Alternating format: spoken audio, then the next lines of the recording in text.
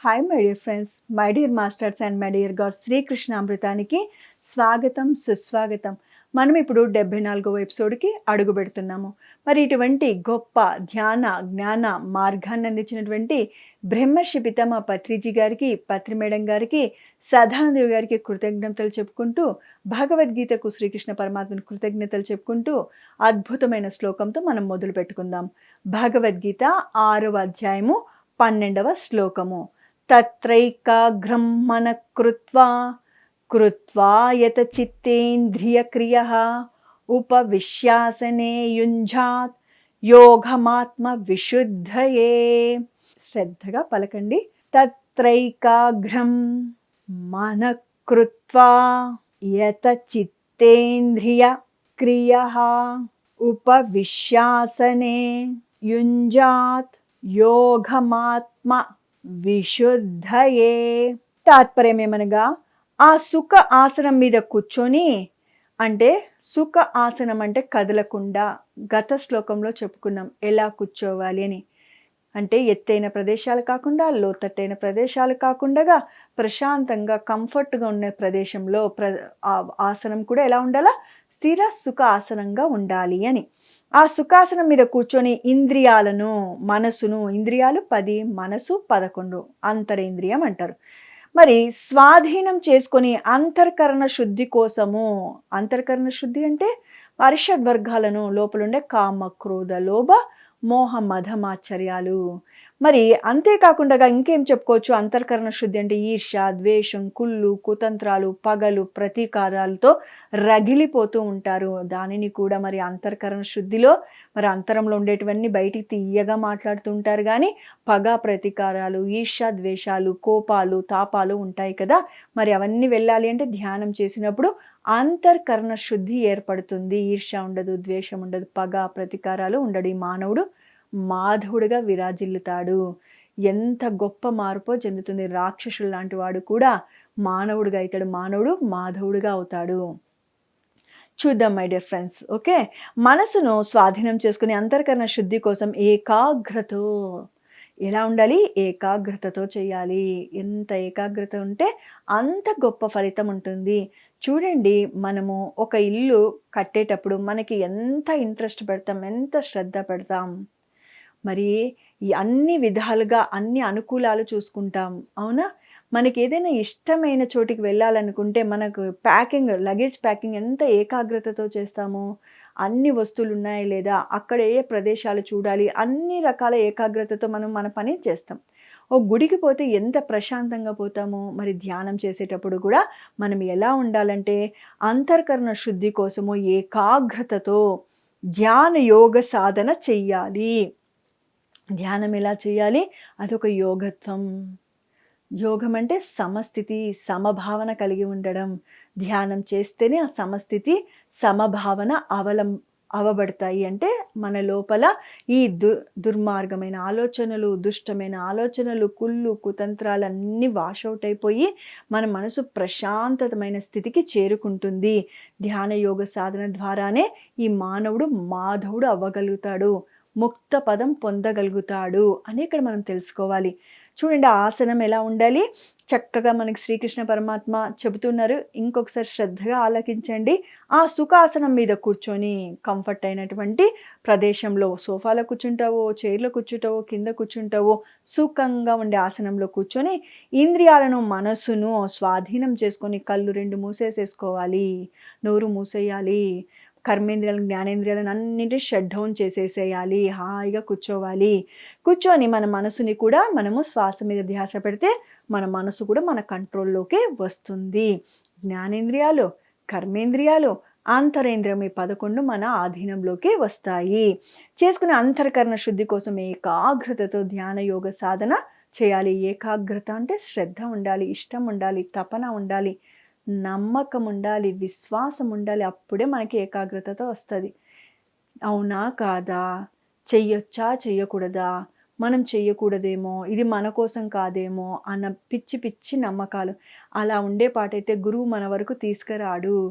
మరి ఎంతోమంది మహానుభావులు మన చుట్టూ, ఎంతోమంది యోగిలు, షిరిడి సాయినాథుడు కావచ్చు, రాఘవేంద్రుడు కావచ్చు, వివేకానందుడు కావచ్చు, బుద్ధ భగవానుడు కావచ్చు, రామకృష్ణ పరమహంస కావచ్చు, శారదాదేవి కావచ్చు, ఇలా ఎంతోమంది మహానుభావులు ధ్యానం చేసి జ్ఞానాన్ని పొంది ముక్త పదం పొందారు. మనము రమణ మహర్షిని చూస్తే చిన్నతనం నుంచి 12 సంవత్సరాల పిల్లవాడి నుంచి ఆయన గుహలోకి ఎక్కి హాయిగా తనలోకి తను ప్రయాణం చేసి సత్యం తెలుసుకున్నాడు, ధర్మం తెలుసుకున్నాడు. ఆ విధంగా ఏదైతే జ్ఞానం పొందినాడో ఆ విధంగానే జీవించాడు. మనము అరుణాచలం వెళ్ళి గిరి ప్రదక్షిణ చేస్తున్నాం, కానీ ఆ యోగీశ్వరుడు ఎటువంటి సాధన చేశాడో అటువంటి సాధన నేనెందుకు చెయ్యకూడదు అన్నటువంటి ఎటువంటి ఆలోచన మనకి ఉండదు. మరి అరుణాచలం వెళ్ళేది ఎందుకోసము? గిరి ప్రదక్షిణ చేసేది ఉద్యోగం రావాలి, పెళ్ళి కుదరాలి, అబ్బాయి పుట్టాలి, ఇవే మనకు చేయాల్సింది. ఆ అరుణాచలంకు వెళ్ళి గిరగిర ప్రదక్షిణ చేసినంత మాత్రాన ఉద్యోగం రాదు. ఆయన చేసిన సాధన చేస్తే నువ్వు జన్మ రాహిత్యం పొందుతావు, ప్రాపంచికంగా ఆనందంగా జీవిస్తావు, ఆధ్యాత్మికంగా ఎదుగుతావు, 2 లాభాలు సమకూరుతాయి. ధ్యాన వివరణ చూద్దాం. గురువుగారు మనకి ఏం చెప్పారో తెలుస్తుంది. కూర్చోడానికి అనుకూలమైన స్థిరంగా ఉండే ఆసనం సమకూర్చుకొని, కూర్చోడానికి ఎలా ఉండాలి? అనుకూలమైన స్థిరంగా ఉండే ఆసనము సమకూర్చుకొని దానిపైన ఎక్కువసేపు సౌకర్యవంతంగా సుఖంగా ఉండే విధంగా కూర్చోవాలి. ఎలా ఉండాలి? దానిపైన సౌకర్యవంతంగా ఉండాలి. టిక్ టిక్ టక్ టక్ అని కుదరకూడదు, కదులుతూ ఉండరాదు. చాలా మంది ఇళ్ళలో చైర్లు కానీ సోఫాలు కానీ ఏదైనా కానీ 3 కాళ్ళు సరిగ్గా ఉంటే ఒక కాలు సరిగ్గా ఉండదు. కూర్చున్నప్పుడు ఏమైపోతుంది? ఇన్బ్యాలెన్స్ అయిపోయి సౌండ్ వస్తూ ఉంటుంది. అలా ఉంటే సాధన కుదరదు. దానిపైన ఎక్కువసేపు సౌకర్యవంతంగా స్థిరంగా సుఖంగా ఉండే విధంగా కూర్చోవాలి. ఆ తర్వాత ఇంద్రియాలను మనసును ప్రాపంచిక విషయాల నుండి మళ్లించి, ఇది చాలా బిగ్ టాస్క్. ఏంది? అన్నీ బాగానే ఉంటాయి, కర్మేంద్రియాలు జ్ఞానేంద్రియాలు నీ కంట్రోల్లోకి తెచ్చేసుకోగలుగుతావు శ్రద్ధతో తపనతో. ఆ తర్వాత ఏమైపోతుంది? అంతరేంద్రమైన మనసు స్టార్ట్ చేస్తుంది, ఎప్పుడో అయిపోయిన విషయాలన్నీ తెచ్చి నీ ముందు పెడుతుంది. తెలివైన వాళ్ళంటే ఏం చేయాలి? నేను నీ గురించి ఆలోచిస్తాను, వాళ్ళ గురించి ఆలోచిస్తాను. 1 గంట తర్వాత మేడం అలా అన్నంత మాత్రాన మనసు ఊరుకవుతుందా? ఫస్ట్ ఊరుకోదు. మీరు పట్టించుకోకపోతే అది ఊరుకవుతుంది. అంటే ఒక ఆలోచన వస్తే మనం కూడా ఆలోచన కలుపుతూ ఉంటాం. అది ఏమైపోతుంది? ప్రొలాంగ్ అవుతూ ఉంటుంది. మరి ఎప్పుడో గుర్తుకొస్తుంది ధ్యానం అయిపోయే సమయానికి, అరే నేను ఆలోచనలు చేస్తూనే ఉన్నాను కదా అని. ఆలోచన వచ్చినప్పుడు అంతా కట్ చేయాలి.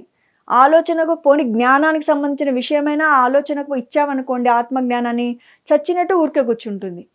అరే వాళ్ళు ఎందుకు అన్నారు అనుకో, నువ్వు ఆత్మజ్ఞానం పంపేలా. ఒకప్పుడు నువ్వు అన్నావు కదా అందుకని వాళ్ళు అన్నారు. ఇంకొకసారి బాధ పెడుతుందా మనకి ఆలోచన? పెట్టదు. అరే నాకెందుకు ఇంత కష్టం వచ్చింది అని వచ్చింది అనుకో. ఒకప్పుడు కష్టపెట్టవు ఇతరులను, ఈరోజు నీకు కష్టం వచ్చింది, అయిపోయింది. నీ మనసు నేను ఇబ్బంది పెట్టదు. నాకు ఉద్యోగం వస్తుందా రాదా అని అన్నావు అనుకో, ఆత్మజ్ఞానాన్ని పంపించు. నా వాస్తవానికి నేనే సృష్టికర్తను, నేను ఏది పొందేది ఉంటే అది పొందుతానని చెప్పండి. ఇంకెందుకు నిన్ను డిస్టర్బ్ చేస్తుంది మనసు? నేను ఎన్నోసార్లు గమనించాను, మనసు డిస్టర్బ్ చేస్తూనే ఉంటుంది. దానికి ఆత్మజ్ఞానం పంపిస్తేనే గమ్మునుంటుంది. ప్రాపంచిక జ్ఞానం పంపిస్తే, ఒకరు నన్ను కష్టపెట్టారు అన్నప్పుడు నేను అవును వాళ్ళు ఇలా చేశారు, వీళ్ళకి అలా కావాల్సిందే అని అన్నాను అనుకో, ఇంకా అది ప్రొలాంగ్ అవుతూనే ఉంటుంది. అలా కాకుండా ఒకప్పుడు నేను వారికి కష్టపెట్టాను కదా, మరి తిరిగి నాకు 10ంతలే వచ్చింది, అందులో తప్పేముంది? నాకేమైనా ఇంగితం ఉంటే నేనే వారికి క్షమాపణ కోరుతాను అన్న స్థితి వచ్చిందంటే అయిపోయింది, పటాపంచలైపోతుంది. మనసు మన కంట్రోల్లోకి వస్తుంది. అంతరేంద్రియమైన మనసు మన కంట్రోల్లోకి వస్తుంది. మరి ముందుకు వెళ్ళిపోదామా? మనసును ఏకాగ్రం చేసి ధ్యాన యోగాన్ని అభ్యసించాలి. ఏం చేయాలి? శ్వాస మీద ధ్యాస పెడుతూ ఉంటే ఏమైపోతుంది? మనసు ఏకాగ్ర స్థితికి వస్తుంది. మరి పత్రి సార్ అనేవారు, 1 గంట ధ్యానం చేస్తావు, మిగతా గంటలంతా నీ మనసుని ఎటు అంటే అటు పంపించొద్దయ్యా. మరి ధ్యానానికి 1 గంట కూర్చున్నప్పుడు నీకు ఏకాగ్ర స్థితి రాదు. ఏ పని చేస్తే ఆ పని మీద శ్రద్ధ పెట్టడం. వంట చేస్తుంటే మన ధ్యాస దాని మీద పెట్టడము. చూడండి, ఏ పని చేసినా దాని మీద ధ్యాస పెట్టడమే ధ్యానం అన్నారు గురువుగారు. నువ్వు వంట చేస్తుంటే వంట, ఆఫీస్కి పోతే ఆఫీసు, ఇంట్లో ఉంటే ఇంట్లో. చాలామంది ఆఫీసులో ఉండి ఆ పని కాకుండా చికాకు పడుతూ అందరి మీద కొబ్బడుతూ ఉంటారు.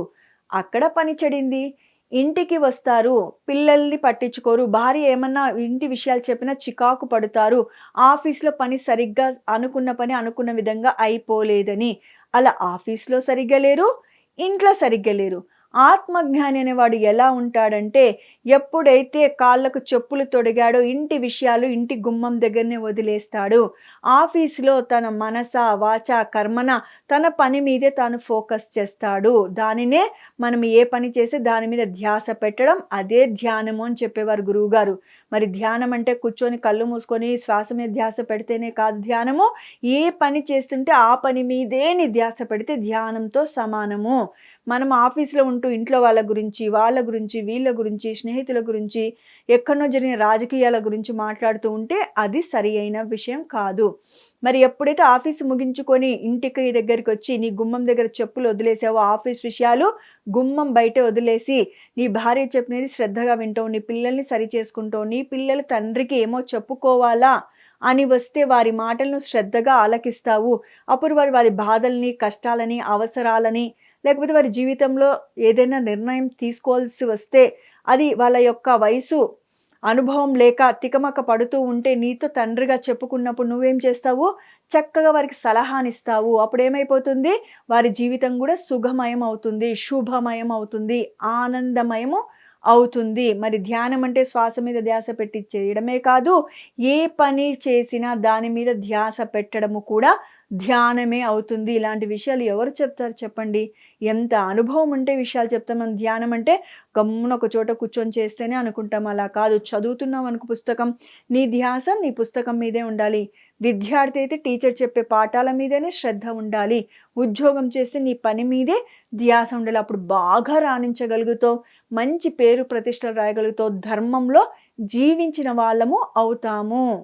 ధ్యాన యోగ సాధన చేయాలి. ఎలా? మనసును ఏకాగ్రం చేసి ధ్యాన యోగాన్ని అభ్యసించాలి, ధ్యాన యోగ సాధన చేయాలి. దానికోసం శ్వాసను గమనించాలి. ఏం చేయాలి? శ్వాసను గమనించాలి. ధ్యాన యోగ సాధన బాగా కుదరాలి, ధ్యాన స్థితి కలగాలి అంటే ఏం చేయాలి? సహజ సిద్ధంగా వస్తున్న ఉచ్ఛ్వాస నిశ్వాసలను గమనించాలి. దీనికోసం శ్వాసను గమనిస్తూ ఉంటే ధ్యాన స్థితి కలుగుతుంది. ధ్యానంలో కూర్చోవడం వేరే, ధ్యాన స్థితి కలగడం వేరే. ధ్యానంలో కూర్చోవడం కాళ్ళు చేతులన్నీ లాక్ చేసి కూర్చుంటావు, శ్వాస మీద ధ్యాస పెడతావు. అది ధ్యానంలో కూర్చోవడం. ఆలోచన రహిత స్థితి ధ్యాన స్థితి. ఆ స్థితి కోసమే మన ప్రయత్నం అంతా ఉండాలి. శ్వాసను మాత్రమే గమనిస్తూ ఉండాలి. శ్వాసను మాత్రమే గమనిస్తూ ఉండాలి. వేటిని గమనించకూడదు. ఎవరేం మాట్లాడుతున్నారు, ఏం చేస్తున్నారు అనేది కాదు. మన ఆలోచన అంతా ఆలోచన రహిత స్థితిలో ఉంటూ సహజ సిద్ధమైన ఉచ్ఛ్వాస నిశ్వాసను గమనిస్తూ ఉండాలి. ఆలోచనలు రావడం లేదంటే శ్వాసను కూడా గమనించాల్సిన అవసరం లేదు. మధ్యలో ప్రాపంచిక సంబంధిత ఆలోచనలు ఏవేవి వచ్చినా అప్పుడు ఇంద్రియ మనోవ్యాపారాన్ని అరికట్టబడతాయి. మనం ఏమైపోతుంది? మళ్ళీ ఏమైపోతుంది? ధ్యాస అంతా ఏమైపోతుంది? శ్వాస మీదకి మార్చాలి.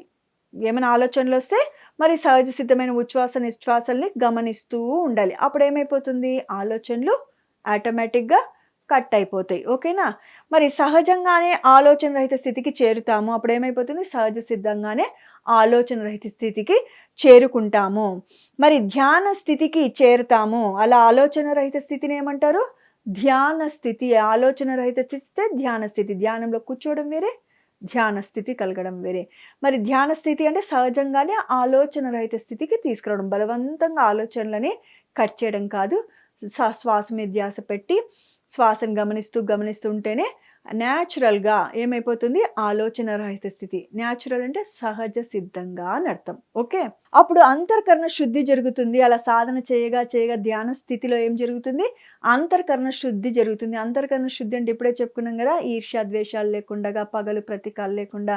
ఇంకొక సింపుల్గా చెప్పాలంటే అర్షడ్ వర్గాలను వాషౌట్ చేసుకోవడము. కామ క్రోధ లోభ మోహ మదమాచారాలను వాషౌట్ చేసుకోవడము. ఓకేనా మై డియర్ ఫ్రెండ్స్? ఎన్నో జన్మలలోని కుకర్మల కారణంగా అంటే చెయ్యకూడని దుష్కర్మల కారణంగా ఎన్నో జన్మలు ఎత్తాము, ఈరోజు వచ్చి ధ్యానం చేస్తున్నాము అంటే పత్రిసార్ అనేవారు 350 నుంచి 400 జన్మలు కంప్లీట్ చేసుకున్న వాడే ధ్యానం అనే యొక్క సాధనకు రాగలుగుతాడు. అలాంటి గురువును సందర్శించగలుగుతాడు, సజ్జన సాంగత్యం చెయ్యగలుగుతాడు అని చెప్పేవారు. మరి దీని ప్రకారమే మనము ఈ అర్హత కలిగే వచ్చాము. మరి ఎన్నో జన్మలు ఏం చేసింటాము? కుకర్మలు అంటే చెయ్యకూడని దుష్కర్మలు, సుకర్మలు అంటే సత్కర్మలు, మంచి కర్మలు అని. మరి ఎన్నో జన్మలోని కుకర్మల కారణంగా అంతరంగం అనేది విశేషంగా అశుద్ధమై ఉంది. ఎలా ఉంది? అంతరంగం అంతా అశుద్ధమై ఉంది. కుకర్మలు అంటే చెయ్యకూడని దుష్కర్మలు. ఎందుకు చేసింటావు? ఈర్ష్య, ద్వేషం కోసం చేసింటావు. పగ, ప్రతీకారాల కోసం చేసింటావు. మరి ఎలా ఉంటాయి ఆ కర్మలన్నీ? చెయ్యకూడని దుష్కర్మలై ఉంటాయి. మరి అప్పుడు ఎలా ఉంటుంది? మన అంతరంగమంతా విశేషంగా అశుద్ధమై ఉంటుంది. మలినమై ఉంటుంది. ఈర్ష్య, ద్వేషాలతో నిండుకొని ఉంటుంది అని అర్థం. ఈ వర్తమాన జన్మలలో విశేష ధ్యాన సాధన ద్వారా ఏమైపోతుంది? విశేషంగా ధ్యాన సాధన చేస్తూ ఉంటే ఏమైపోతుంది? ఆ అంతరంగం పరిశుద్ధం అవుతుంది. ఈ రూమ్ అంతా చాలా గలీజ్‌గా ఉంది. ఏదో జిడ్డు, యాసిడ్సు, బంకలున్నాయి. అప్పుడు ఏం చేస్తారు? సర్ఫ్ వాటర్ ఏసి తిక్కంగా యాసిడ్ ఏసి కడగడంతో ఏమైతుంది? ఈ రూమ్ అంతా శుభ్రంగా తయారవుతుంది. నీట్‌గా అవుతుంది. ఒక్కసారికే అవుతుందా? కాదు. చాలా సార్లు చేస్తూ ఉంటే మెల్లిమెల్లిగా ఏమైతుంది? ఈ గది అంతా నీట్‌గా తయారవుతుంది. మరి దానికి కావాల్సింది ఏం కావాలి? సహనంతో చేయాలి. మరి ధ్యానం కూడా ఏం చేయాలి? ఎన్నో జన్మల కుకర్మలతో, చేయకూడని దుష్కర్మలతో, తెలుసో, తెలియకో, అమాయకత్వంతోనో, అజ్ఞానంతోనో, మూర్ఖత్వంతోనో ఏ విధంగా చేయకూడని దుష్కర్మలు చేశాము. మరి ఇప్పుడు జ్ఞానం వచ్చి, ధ్యానం తెలిసి ధ్యానం చేస్తే ఏమవుతుందంటే, ఈ వర్తమాన జనంలో విశేషమైన అంటే గంటల తరబడి అని గుర్తుపెట్టుకోండి. నా కౌన్సిలింగ్‌లో చాలామంది అడుగుతారు, మేడం 10 నిమిషాలు సరిపోతదా? అరగంట సరిపోతదా? నా శరీరం సహకరించకునింది అంటారు. మాయ మనల్ని మాయలో పడేస్తూనే ఉంటుంది. మనకు తెలివి ఉంటే చూడండి, మన స్నేహితుడు మనతోనే ఉంటాడు. మనం బాగుపడాలనుకోడు. మనల్ని రకరకాల వ్యాపకాలు చూపిస్తాడు. బయట విషయాలు రుచిగా ఉంటాయి. అవునబ్బా! నా ఫ్రెండ్ భలే చూపించాడు అనుకుంటాడు. వాడి లోపల ఏముంటది? నువ్వు బాగా చదువుకోకూడదని ఉంటది. నువ్వు బాగా సంపాదించకూడదంటుంది. నీ టైం వేస్ట్ చేపిస్తాడు. నీ దగ్గర ఉన్న డబ్బుని ఖర్చు పెడతాడు. అలానే మన లోపల ఉన్నటువంటి అర్షడ్ వర్గాలు మనల్ని ఏం చేస్తాయి? మాయ అంటే మనం మాయ చాలా మందికి తెలుసు కదా! ఈ భూమి మీదకొచ్చామంటే మాయా ప్రపంచం దీంట్లో పడిపోతాం. టీవీలు, సినిమాలు, స్నేహితులు, షికార్లు, మొబైల్‌లు వీటితోనే సమయాన్ని గంటల తరబడి మనము సమయాన్ని వృధా చేస్తున్నాం. ఎస్పెషల్లీ ఈ మధ్యలో టీవీ వచ్చింది. టీవీ తర్వాత మొబైల్ వచ్చింది. ఈ మొబైల్ ద్వారా సమయాన్ని గంటల తరబడి పెద్దవాళ్ళు కానీ, చిన్నపిల్లలు కానీ, యువత కానీ వాళ్ళకు సమయం లేకపోవడానికి కారణం వాళ్ళు ఏదో కొత్త విషయాన్ని కనిపెట్టినది కాదు. ఏదో వాళ్ళు బిజీ అయిపోయినారని కాదు వాళ్ళ పనిలో. ఒక్క మొబైల్ మాత్రమే వారి జీవితాన్ని నాశనం చేస్తుంది. బాగా సక్సెస్ అయిన వాళ్ళు అమెజాన్ ఎవరైతే ప్రొప్రైటర్ ఉన్నారో ఆయన ఉదయం లేస్తేనే పేపర్ చూస్తాడంట, ఫ్యామిలీతో టైం స్పెండ్ చేస్తాడంట. రేపు నేను నెక్స్ట్ భవిష్యత్తు కార్యాచరణ కోసం కొద్దిసేపు అరగంట, గంట పేపర్ వర్క్ చేస్తాడంట. ఆ తర్వాతే మొబైల్ పట్టుకుంటాడంట. చూసారా? ఈ మధ్య కాలంలోనే ఒక డైరెక్టరు ఒక హీరో గురించి చెప్పారు. ఆయన సెట్‌కొచ్చినప్పటి నుంచి సెట్ నుంచి బయటికి వెళ్ళేంత వరకు మొబైలే ముట్టుకోరు అననేసి. మరి నాగార్జున గారు చెప్తారు, మీరు బాగా ఎదగాలి అంటే ఆయన గొప్ప వ్యాపారవేత్త గూడా అని చెప్తారు. మనకు తెలిసినంత వరకు హీరోగానే తెలుసు. ఎందుకంటే ప్రాపంచికమైన విషయాలు చెప్తున్నాను వీళ్ళందరూ మనకందరికి తెలుసు కదా! మనం అమెజాన్‌లో ఆర్డర్‌లు పెట్టుకునే ఉంటాము. సినిమాలలో మనందరికి ఇష్టం. మరి నాగార్జున గారు గొప్ప వ్యాపారవేత్త. మరి సుమ గారు అడుగుతారు, "ఏమండి మీరు బాగా గొప్ప వ్యాపారాలు చేశారు కదా! టెక్నిక్ చెప్పండి డబ్బు సంపాదించాలంటే" అంటే మొబైల్ వాడకం ఎంత తక్కువగా చేస్తే నీ బుర్ర వాడకం అంత ఎక్కువగా చేస్తావు అని చెప్తారు.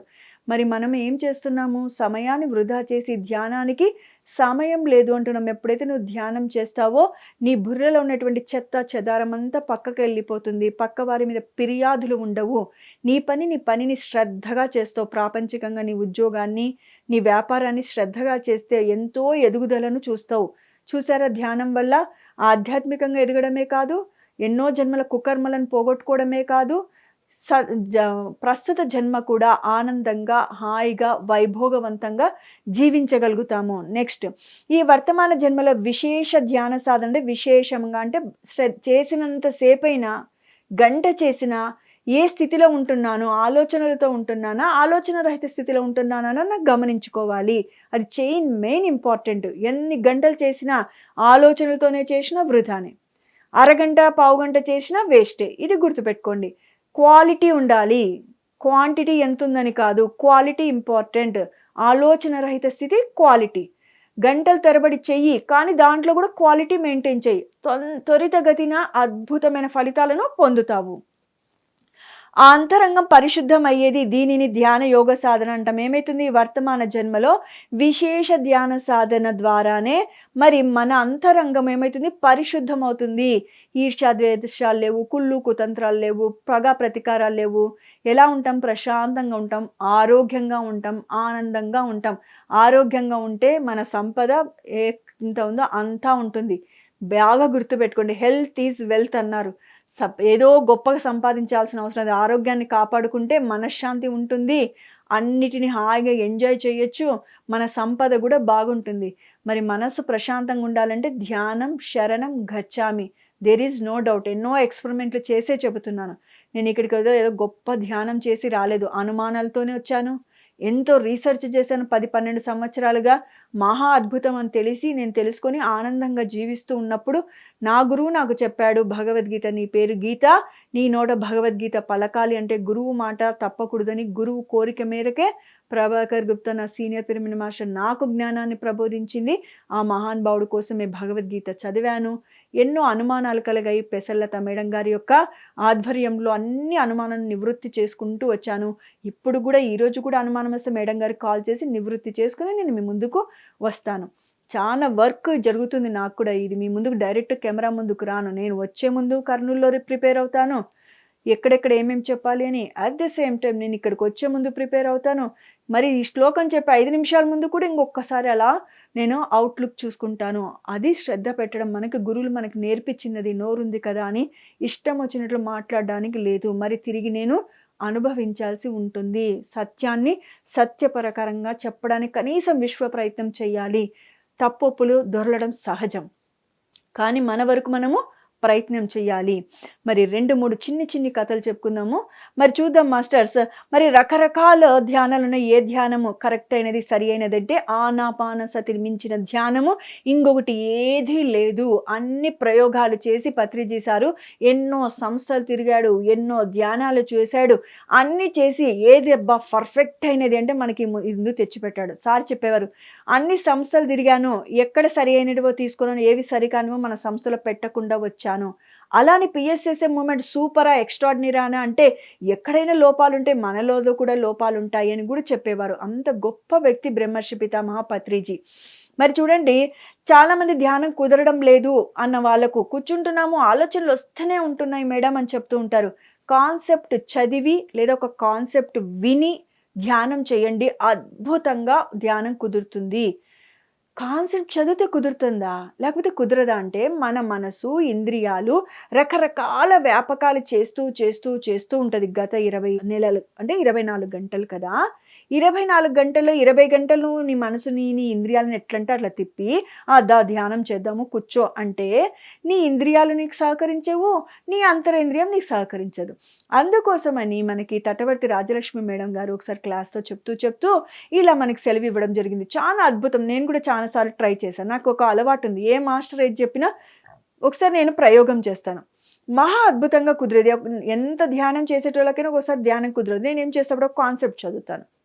లేదా ఒక పుస్తకం తీసుకొని చదువుతాను. లేదా ఒక కాన్సెప్ట్ వింటాను. ఏదైనా పత్రి సార్ది ఏదైనా పెట్టుకొని వింటాను. అప్పుడు ఏమైపోతుంది, మనం ఆలోచనలన్నీ మెల్లిమెల్లిగా తగ్గిపోతాయి. ఎక్కడి మీదకి వస్తుంది? ఆధ్యాత్మికత వైపు వస్తుంది. ప్రాపంచికత వదులుచుకోవడం చాలా కష్టం. కానీ కాన్సెప్ట్ విన్నప్పుడు, చదివినప్పుడు మన మనసంతా కేంద్రీకృతరిస్తాం. ధ్యానం చేసినప్పుడు హాయిగా కుదురుతుందనమాట. ఓకేనా? ఇంకొక స్టోరీ చెప్తాను. ఓషో పుస్తకంలో చదివాను. ఓకే. ఓషో ఒకసారి రాశారు, ధ్యానం కుదరడం లేదు అని అన్న వరకు మనసే అన్నిటికీ మూలము అని చెప్పడం కోసం ఆయన ఒక కథ రాశాడు. ఏ బి అని 2 స్నేహితులు ఉంటారు. ఏ పెయింట్ షాప్ ఉంటుంది. బి వచ్చి ఏ స్నేహితుడు రోజు వచ్చి ఆ పెయింట్ షాప్లో కూర్చొని అన్ని విషయాలు మాట్లాడుతూ ఉంటాడు. ప్రపంచంలో ఉండేటివి, వాళ్ళ ఊర్లో ఉండేటివి, అతను ఉద్యోగం చేసే చోటివి.